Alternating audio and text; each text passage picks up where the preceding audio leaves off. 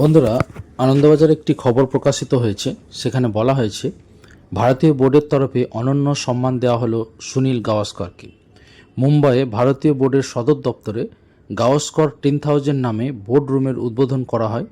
প্রধান অতিথি ছিলেন সানি।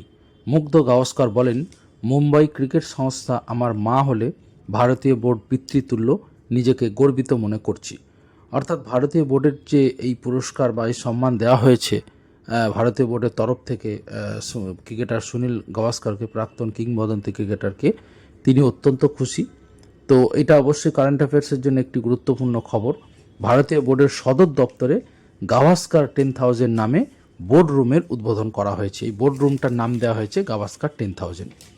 আরও একটি খবর দেখুন, 2023-25 পর্বের বিশ্ব টেস্ট চ্যাম্পিয়নশিপের আর্থিক পুরস্কার মূল্য, বিপুল পুরস্কার মূল্য 30.8 কোটি টাকা, যা গতবারের প্রায় দ্বিগুণ।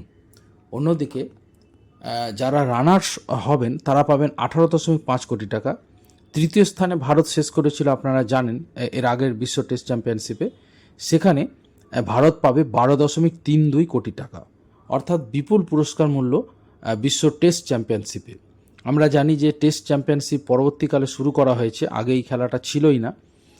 টেস্ট খেলা হতো, কিন্তু গোটা বিশ্বজুড়ে যে টেস্ট চ্যাম্পিয়নশিপ এই ধরনের টুর্নামেন্ট হয়নি। তো সেটা হচ্ছে, এবং 2023 থেকে 25 পর্বে পুরস্কার মূল্য কিন্তু বিপুল বাড়ানো হয়েছে।